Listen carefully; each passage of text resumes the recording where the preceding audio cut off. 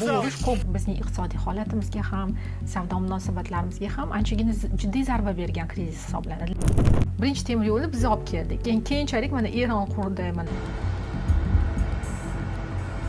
boshqa variant yo'q. Shuning uchun biz gaplashamiz bu kuch bilan.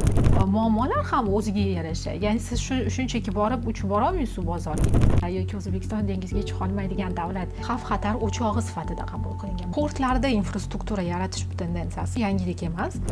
Agar O'zbekistonni oladigan bo'lsak, 2019-yilda O'zbekiston strategiyani ishlab chiqqan va bu imkoniyatdan foydalanib olish kerak. Chunki bizning o'zimizning ham manfaatlarimiz bor Afg'oniston bilan bog'langan. Vaziyat qanday kechar ekan, nima bo'lar ekan deb o'tira olmasdik. Xavfsizlikni biz ham tushunib turibmiz, albatta. Bu siyosiy kuch hukumatda davomli bo'lib qoladi. Assalomu alaykum Nargiz opa.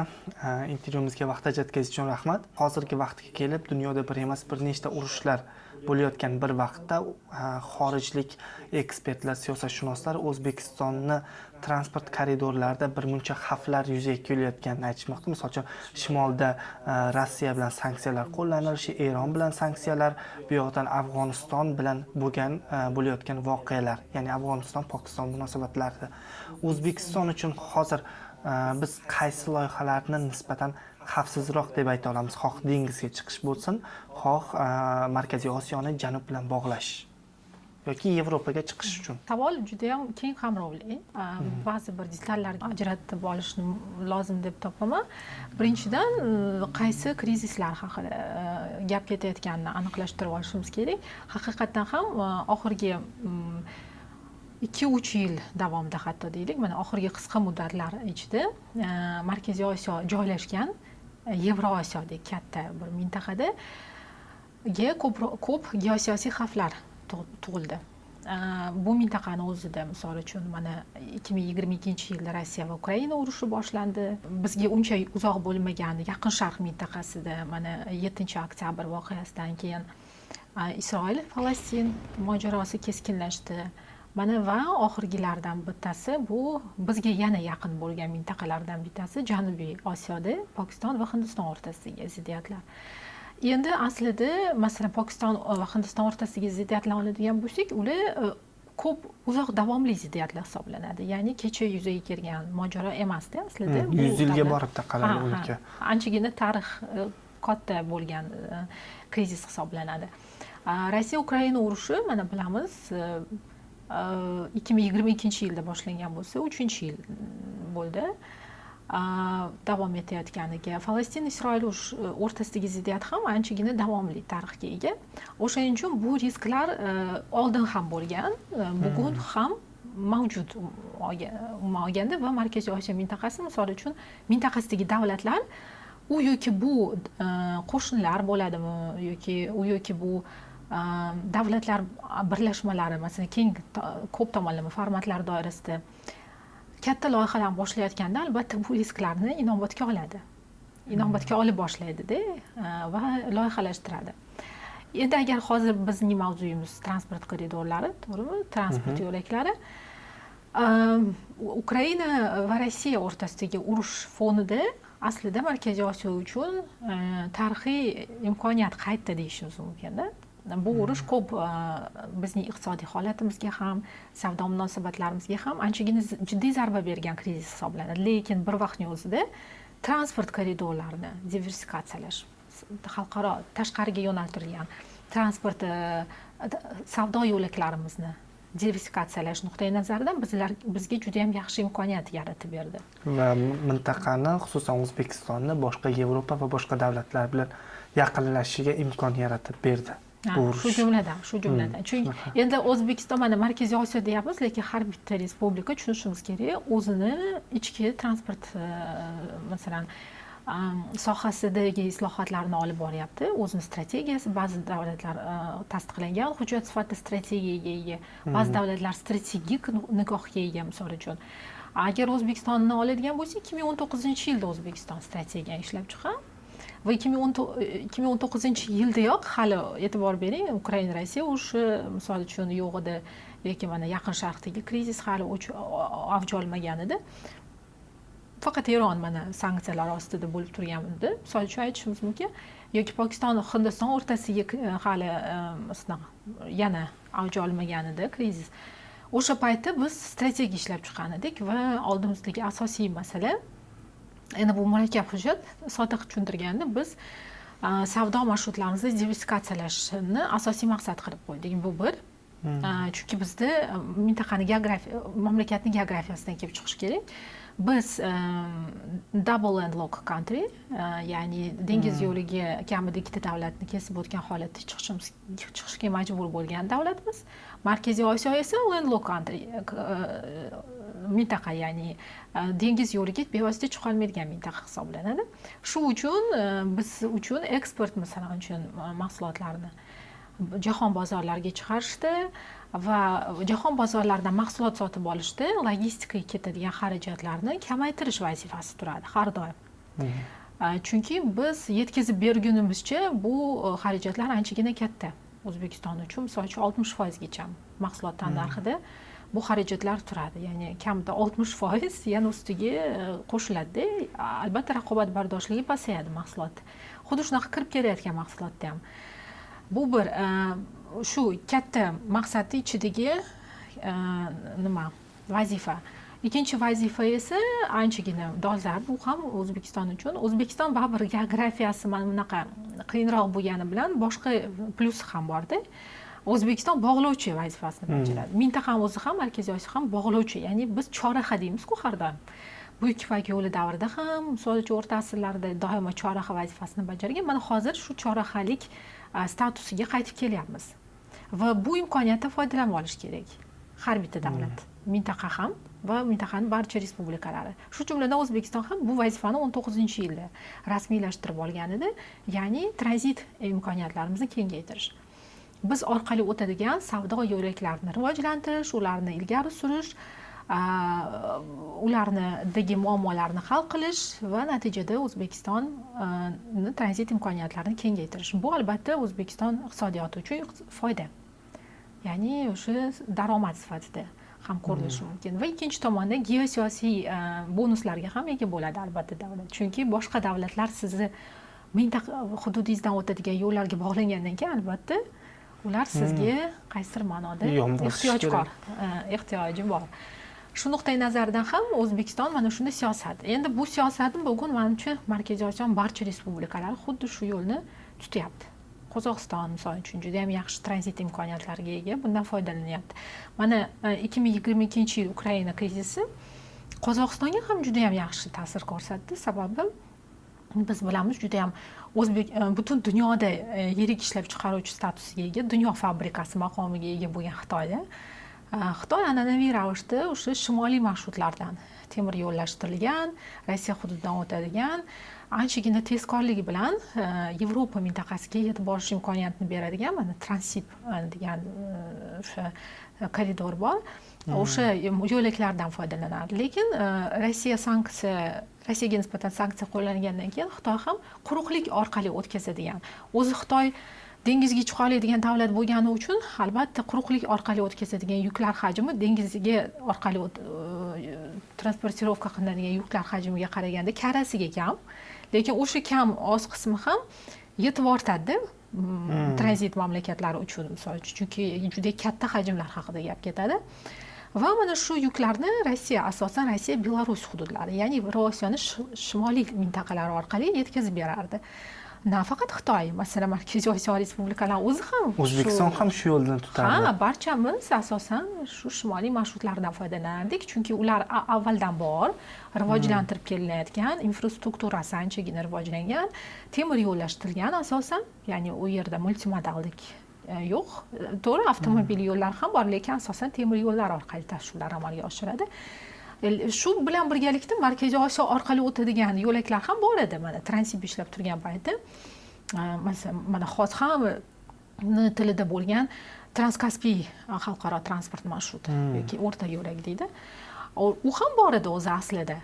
Qozog'iston hududi orqali o'tadigan, lekin unga ehtiyoj kam edi, nihoyat kam edi. Va bu ehtiyojning pastligi, yuklar oqimini kamligi albatta o'sha u yo'lakni minuslarini bartaraf etish imkoniyatini bermasdi, chunki investitsiya kerak unga. investitsiyani misol uchun Markaziy Osiyoni yoki shu yo'lak o'tadigan davlatlar o'zi bo'yniga ola olmaydi. Bu katta xarajat. Lekin mana Qozog'iston oz-moz o'zini transport infrastrukturasini yaxshilashga harakat qilgan. Umuman olganda bu yo'lak o'lik yo'lak deb aytilardi. Lekin u jonlandi mana krizis. Har bir krizis imkoniyat deydi-ku. Shuda Xitoy investitsiya kiritdi adashmasam. Nafaqat Xitoy o'zini masalan bir kamar bir yo'l loyihasi doirasida bu loyihani bir qismida Transkaspiy unaqa katta bo'lmagan bir qismi. Shunday qilib O'zbekiston uchun hozirgi vaziyatda eng qaysidir ma'noda xavfsiz va iqtisodiga yaxshi ta'sir qila oladigan transport koridori qaysincha hozirgi vaziyatda? Men ajratmagan bo'lardim. Mana nimaga men diversifikatsiyadan boshladim. Diversifikatsiyalash bu nima? Bu har xil variantlar yaratish. Ya'ni siz uchun istiqbolli bozorlar bor, asosiy savdo hamkorlaringiz bo'lishi mumkin. Mana nima? Biz uchun oxirgi paytlarda misol uchun mana Yevropa ittifoqi bozori keng ochilyapti. Chunki O'zbekiston bir necha yil oldin Yevropani GSP+ misol uchun preferensiyalar tizimiga a'zo bo'lib kirgandi. Bu 6 mingdan ortiq tovar pozitsiyalarini Yevropa ittifoqiga bojsiz, boj xarajatlarsiz kirib borishini ta'minlash. Bu imkoniyatni albatta O'zbekiston 24-yilda bu preferensiyalar paketi yana uzaytirib berildi O'zbekiston uchun. Bu juda ham zo'r imkoniyat yaratib berdi o'sha bozorlarni egallash uchun. Endi bu imkoniyat bor, lekin muammolar ham o'ziga yarasha. Ya'ni siz shunchaki borib uchib bora olmaysiz bozorga. Ya'ni sizga marshrutlar kerak, yo'llar kerak. Yo'llar bo'lganda ham aytayapman-ku, mana biz dengizdan uzoqda bo'lganimiz uchun u yo'llarga ketadigan xarajatlarni ham kamaytirish kerak.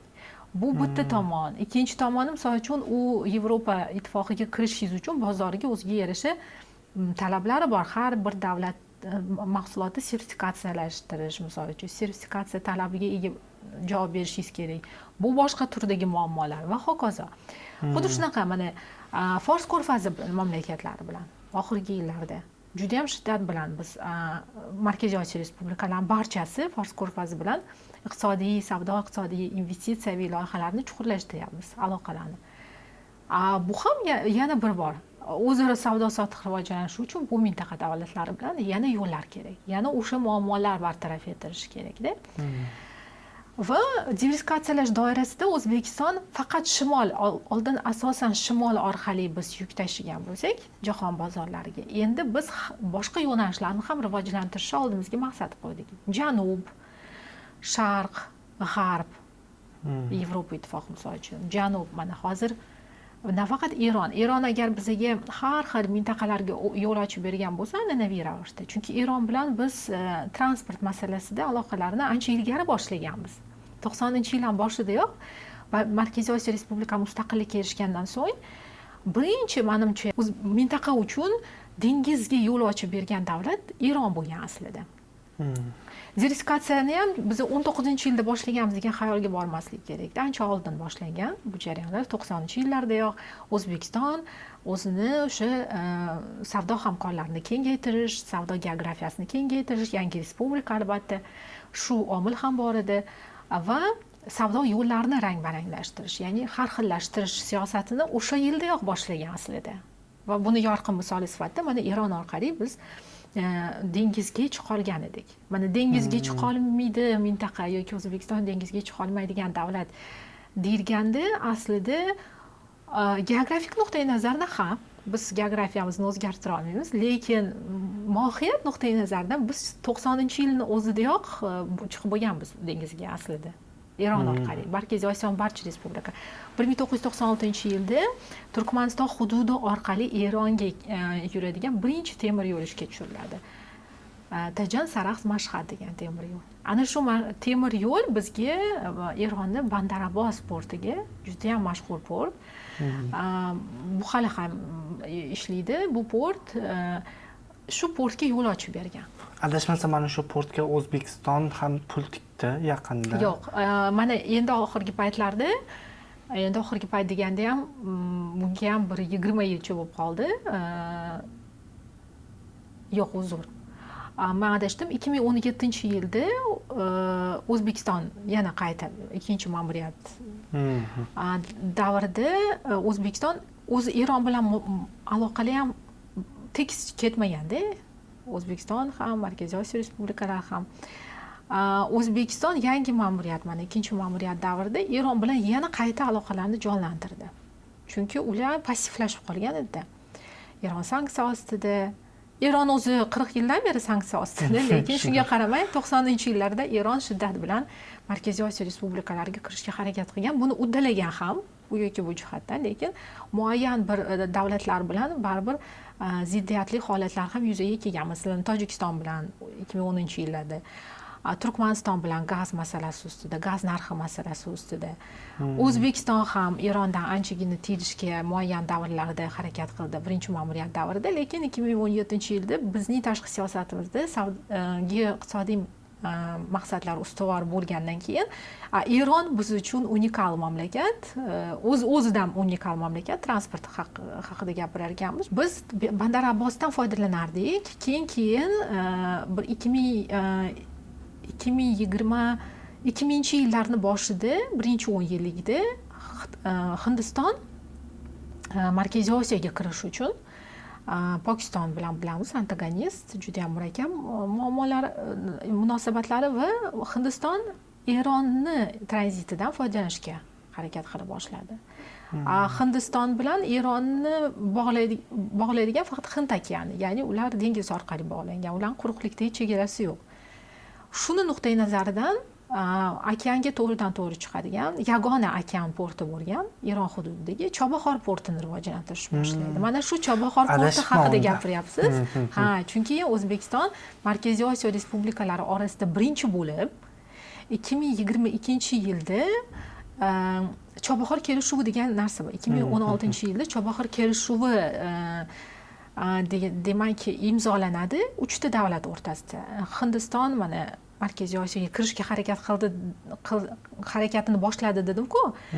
Ana shu harakat qanday bo'lgan? Eron hududi va Eron orqali demak Markaziy Osiyoga yoki bo'lmasam Afg'oniston orqali Markaziy Osiyoga chiqadigan yo'laklarni rivojlantirish boshladi. Qanday qilib Chobahor bilan ishlanyapti? Sanksiyalar-ku Eronga nisbatan deb so'rashingiz mumkin. Aynan mana shu Hindistonning hissasi katta. Hindiston 2015-yilda demak o'sha yadro kelishuvi bo'lgandan keyin Eronga nisbatan sanksiyalar yumshatiladi, lekin kutilmaganda 2018-yilda yana Donald Tramp bu sanksiyalarni yana qaytaradi. Kelishuvdan chiqib ketadi, biz bilamiz. Yana Eronning barcha infrastrukturaviy obyektlari, shu jumladan portlari sanksiyaga tushadi. Lekin Hindiston muyassar bo'ldi o'zi uchun, o'zini yuklari uchun, eksport yuklari uchun mana shu sanksiyalardan ozod bo'lishga. Bu sanksiyalardan Hindistondan tashqari, ya'ni Hindiston bilan birgalikda yana 7 ta davlat ham ozod qilingan edi. Va mana shu Hindistonning sharofati bilan. Lekin 2015-yilda yadro kelishuvi imzolangandan keyin 2016-yilda bular Chobahor kelishuvini imzolaydi. Bu Hindiston, Eron va Afg'oniston. Maqsad maqsad o'sha Markaziy Osiyoga, Markaziy Osiyo orqali Yevrosiyoni boshqa davlatlarga chiqish edi. O'zbekiston 2022-yilda demak so'rov bilan chiqadi va bu so'rov ma'qullanadi. Demak Eron tomonidan Chobahor kelishuviga qo'shiladi.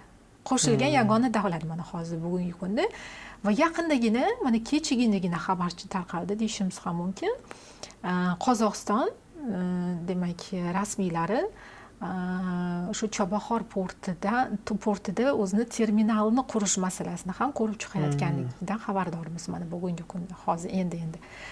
Lekin O'zbekiston 2022-yilda mana shu maqsadni oldiga qo'yib erishdi va o'sha paytlari demak bizning mutasaddilarimiz ham Chobahor portida O'zbekiston o'zini terminalini va omborxonalarni qurishni rejalashtirayotganligi haqida xabar berishadi. Bu tendensiya umuman portlarda infrastruktura yaratish bu tendensiyasi O'zbekistonda uchun yangilik emas.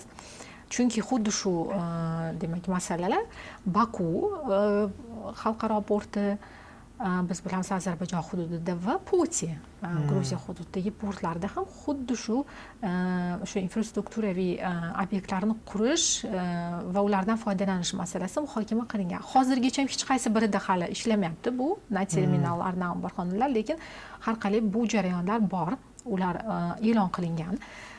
Baku porti ham, Poti porti ham biz uchun strategik ahamiyatga ega. Chobahordan kam bo'lmagan, Bandar Abbosdan kam bo'lmagan yoki Pokistonni Karachi deylik yoki Gwadar yoki Qosim portlaridan kam bo'lmagan strategik ahamiyatga ega.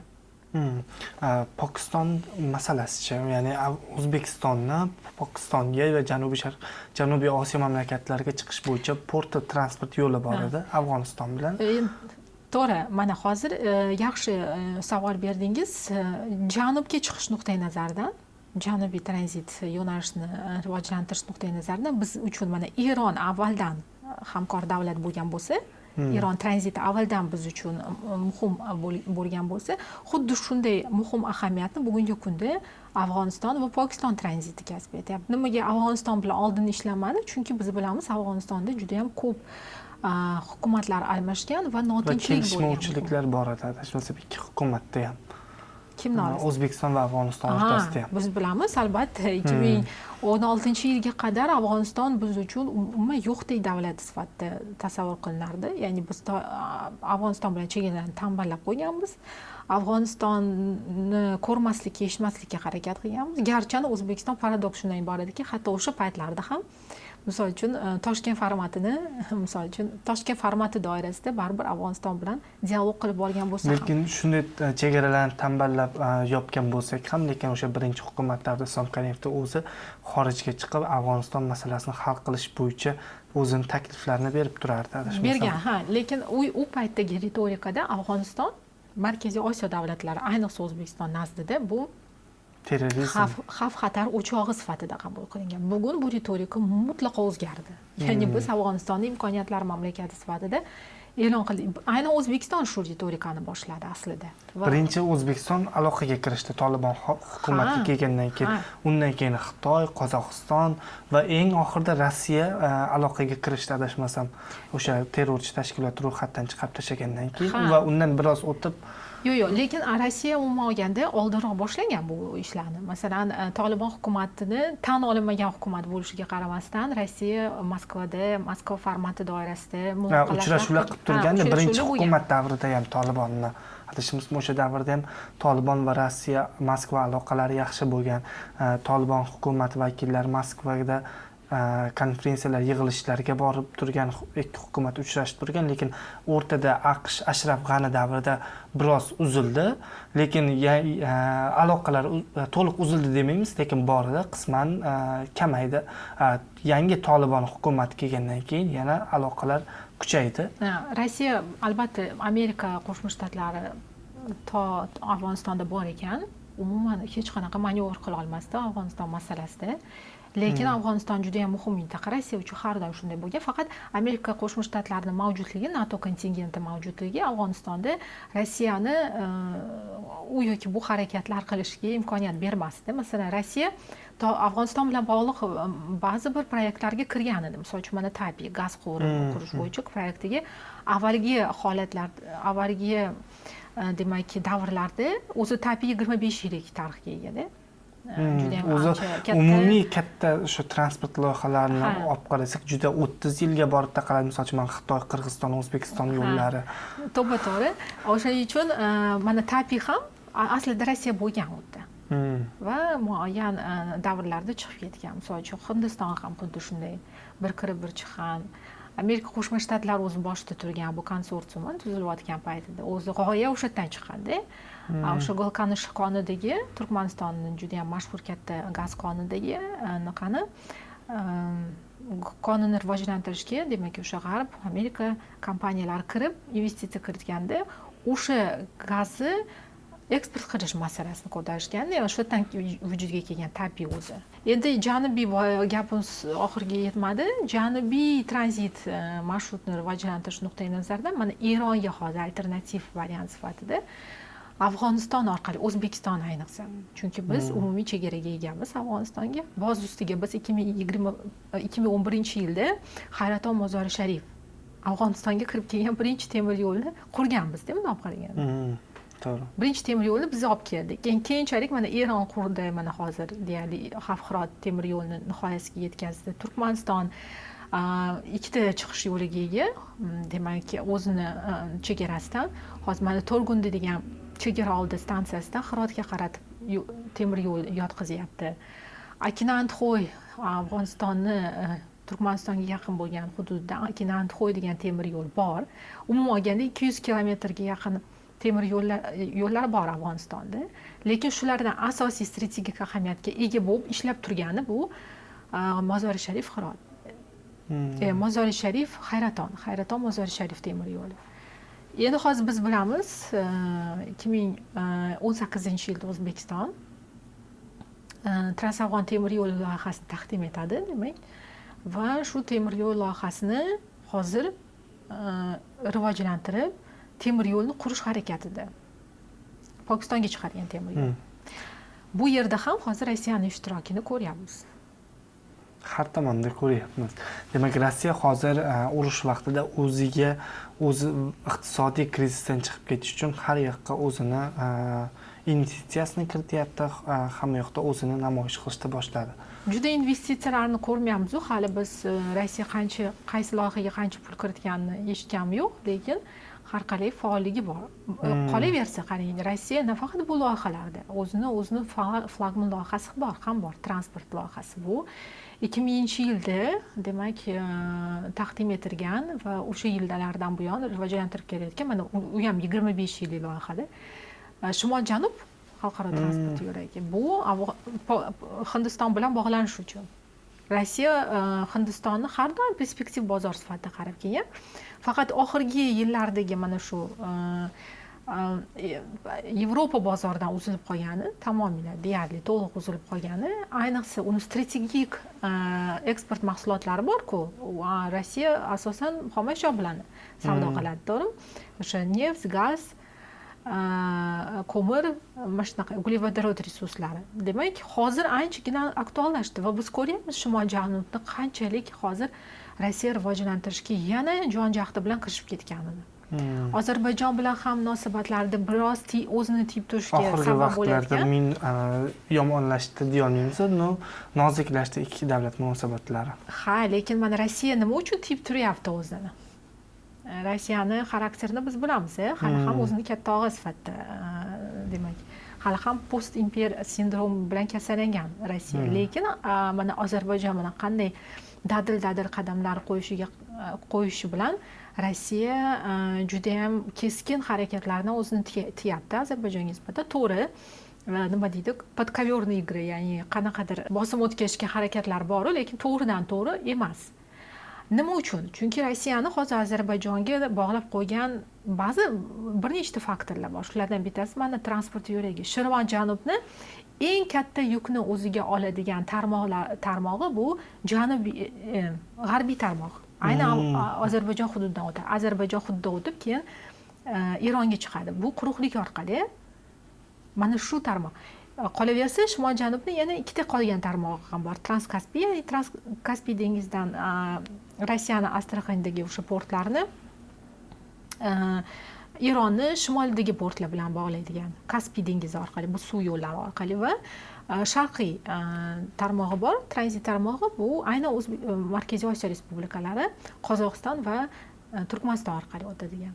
Mana endi hozir Rossiya bizning Transafg'on temir yo'limizga ham kirib kelgan sayin endi o'zini ritorikasida Rossiya Federatsiyasi rasmiylari Shimol-janubni yana bir tarmog'i sifatida Transafg'on temir yo'lini taqdim etishyapti. Vaholanki bu loyihani O'zbekiston Shimol-janub kontekstida taqdim etmagan. O'zbekiston tranzit o'zini taqdim etgani O'zbekiston Janubiy Osiyo mamlakatlari sifatida. Yo'q, aslida unday emas, unday ham emas. Bu tranzit yo'lak, e'tibor bering. O'zi transport yo'laklari bir nechta toifaga bo'linadi. Biz mana har farqiga bormasdan qo'llaymiz-ku, aslida ularning o'rtasida anchagina prinsipial farq bor. Masalan, mana Shimol-janub xalqaro transport marsruti deyiladi. Nimaga xalqaro? Chunki u ikkita bozor bor. Mana Rossiya va Hindiston. ikkita bozorni Eron orqali bog'laydi-da. Eron bu yerda asosiy tranzit mamlakat sifatida. Chunki uni 3 xil tarmog'i ham, 3 ta tranzit marshrути ham baribir Eronga borib tutashadi. Markaziy Osiyo orqali keldi Eronga, Kaspiy dengizi orqali keldi Eronga baribir tutashdi va g'arb orqali, Ozarbayjon orqali keldi Eronga tutashdi. Bu xalqaro transport yo'lagi ikkita bozorni bog'laydi. Bizning holatimizda siz aytayotgandek Transafg'on temir yo'li Markaziy Osiyo va Janubiy Osiyo bozorini bog'lamaydi. U tranzit yo'lak sifatida rejalashtirilganda, tranzit deganda demak biz tranzit mamlakatlar bo'lamiz. Janubiy Osiyodagi deylik Pokiston yoki Afg'oniston, uni endi qayerga hozir mansub qilamiz, Janubiy Osiyoga, Markaziy Osiyoga bahsli. Endi bu fir hozir hududda kimdir Markaziy Osiyo qismi deydi Afg'onistonni, Janubiy Osiyo qismi deydi. Xolos Afg'oniston bor va Markaziy Osiyo bor. Yo'q, biz tranzit mintaqalarimiz, tranzit mamlakatlarimiz. Aslida reja demak kattaroq iqtisodiyotlarni uchun tranzit marshrut yaratishadi. Kim kattaroq iqtisodiyotlar? Masalan, Sharqiy Osiyoda Xitoy bor. Uni yonida Rossiya bor. Yevrosiyoni shimoli demak. E'tibor bergan bo'lsangiz, birinchi biz bu 2018-yilda ilgari surganda sal 2-3 yil o'tib biz bu taklifni hatto 2018-yilda ham bu jarayonlar bo'lgan, 2021-22 yillarda anchagina faollashdi. Biz taklifni demak Rossiyaga berdik. Rossiya demak tomoni bilan muzokaralarga kirishdiki, bu ularni yuklarini ham Janubiy Osiyoga chiqadimi, Fors ko'rfazi davlatlariga chiqadimi? Chunki dengizga olib chiqadi-ku oxiri. Maqsad Pokistonning portlariga chiqish-ku, dengizga chiqish. Dengiz bo'lganda ham o'sha okeanga olib chiqadigan dengiz, Hind okeaniga chiqish. Janubiy dengizlarga chiqish bo'lgan maqsad. Rossiya bu juda ham katta iqtisodiyot, to'g'rimi? Potensial Xitoy ham inkor etmayman. Potensial shunday talabgor sifatida ko'rib chiqilayotgan bo'lishi mumkin. Chunki Xitoy undan ham katta iqtisodiyot. Xitoy uchun alternativ yo'llar muhim. U masalan Pokiston portlariga chiqadi, to'g'ri. Xitoy Pokiston iqtisodiy koridori orqali yuqorida aytganimiz. Lekin Markaziy Osiyo orqali misol uchun nisbatan barqarorroq mintaqa. Markaziy Osiyo orqali Afg'onistonga chiqish, Pokistonga chiqish, Pokiston orqali dengizga chiqish Xitoy uchun ham anchagina manfaatli. Dengizga chiqqaningizdan keyin siz Fors ko'rfaziga yetib olishingiz mumkin, mana juda ham yaqin orasida. Yoki siz Fors ko'rfazidan tashqari Yevropa ittifoqiga ham yetib bora olasiz dengiz orqali. Tushunyapsiz? Mana bu yerda maqsad baribir katta iqtisodiyotlarni bog'lash bo'lgan. Shuning uchun tranzit koridor sifatida hisoblanadi. Lekin shuni bir vaqtning o'zida bu yo'lak ishga tushgandan keyin albatta u bizning mahalliy iqtisodiyotlarimizni ham bir-biri bilan bog'laydi. Bu tranzit yo'li faqat ikkita yoki 3 ta misol uchun bozorlar uchun ishlamaydi. Bizning mintaqaviy bozorlarimiz uchun ham Janubiy Osiyo, Markaziy Osiyo kontekstida. Nimaga bu kontekst ko'proq ustuvor? Mana sizni tushunyapman, nimaga bunday deganingizni. Biz o'zimiz ham shunga urg'u ko'proq qaratganmiz-da. Sababi o'zi aslida Markaziy Osiyoni transport infrastrukturasi Janubiy Osiyo transport infrastrukturasi bilan umuman integratsiyalashmagan. Yo'q-da yo'llar. Yo'q. Shunaqa. Endi hozir biz mana Transafg'on temir yo'lini qurib, hali qurish ishlari boshlanmagan, lekin muddatlar belgilangan, 2030-yil deb qo'yilgan qurilish tugashi. Ammo hali boshlanmadi, ko'rmadik. Shunga qaramasdan o'tgan yili masalan O'zbekiston shunga erishdiki, Rossiyani, Belarusni, hozir Rossiya sanksiya ostida, Belarus, bundan keyin mana Qozog'iston qo'shildi, O'zbekiston orqali mana Afg'oniston va Pokistonga chiqadigan multimodal transport koridorini ishga tushirdik biz. multimodal. Bu avtotransport atashmasi. Multimodal bu har xil transport vositalaridan foydalanadi. Masalan, Transkaspiy xalqaro transport yo'lagiga ham multimodal, chunki unda dengiz ham bor, avtotransport ham bor, temir yo'l ham bor. Bizning holatimizda ikkita transport vositasi, avtomobil va temir yo'l. O'sha multimodal. Mana shu multimodal yo'lakni biz ishga tushirishga muvaffaq bo'ldik. O'zbekistonni juda ham katta yutug'i deb hisoblayman bu narsa. Chunki biz nafaqat Rossiyadagi yoki Belarus iqtisodiyotini jalb qildik bu yerga. Ya'ni o'zimizni tranzit, esingizda bormi vazifani aytgan edim. Ikkita vazifalardan bittasi tranzit imkoniyatlarimizni kengaytirish. Xuddi shu vazifani bajarib beryapti hozir bu multimodal yo'lak. To'g'ri, endi ishga yo'lga qo'yildi. Endi hali yuk hajmlari unaqa katta emas. Qolaversa bu multimodal, uni o'ziga yarasha qiyinchiliklari bor ishlashda, lekin shunga qaramasdan temir yo'l yo'q bo'lib turgan holatda biz de facto Janubiy Osiyoni transport tizimi bilan integratsiyalashdik. Davom etyapmiz integratsiyalashda. Ha. Afg'oniston hududi orqali masalan yuklar asosan avtotransport vositasi orqali tashragani bilan Markaziy Osiyo hududida misol uchun temir yo'l. Bu yog'i Pokiston, u yerda ham ikkita variatsiyali temir yo'l bor, avtomobil yo'llari bor. Qaysi portga chiqishingizga bog'liqda. Lekin shunga qaramasdan mana hozir biz bu bozorlarga yetib boryapmiz. Multimodal masalan tashuvlar orqali men eslayman, hatto bir payt Hindiston ham o'zini yuklarini shakar adashmasam, Hindiston birinchi marotaba shakarni Pokiston orqali mana shu multimodal yo'lakdan foydalanib Markaziy Osiyoga yetkazgan. Mana shu transport yo'llarini, xususan mana oxirgi Trans-Afg'on yo'nalishida O'zbekistonga qanday qiyinchiliklar bor? Ya'ni bu yo'lak hali qurilmayapti, ya'ni lekin harakat boshlangan, lekin hali qurish boshlanmadi. Nima deb o'ylaysiz, O'zbekistonga qanday sabablar bor? Ya'ni bu yo'lakni qurilmayotganiga Pokiston Afg'oniston munosabatlarimi yoki undan boshqa yana siyosiy sabablar bormi? Pokiston Afg'oniston munosabatlari endi bu keyingi trend. U ham aytdim-ku, doimiy bo'lib kelgan. Bo'lib kelgan. Bir qo'zg'alib, bir tinchib mana shunaqa, lekin menimcha hozir asosiy to'siq hatto mana xavfsizlik ham emas. Ko'pchilik oldingi davrlarda Trans-Afg'on temir yo'lini qurish juda ham risk katta, yuqori, haqiqatan ham. Hozir ham kam deya olmaymiz, lekin har qalay O'zbekiston bu loyiha mualliflaridan biri sifatida bu risklarni inobatga olgan albatta va bu risklarni minimallashtirishga harakat ham qilib kelyapti.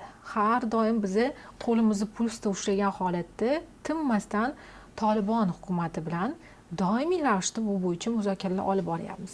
Chunki biz avval ham e'lon qildik, 21-yilda ham Tolibon endi hukumatni qo'lga kiritganda bosib oldi-ku.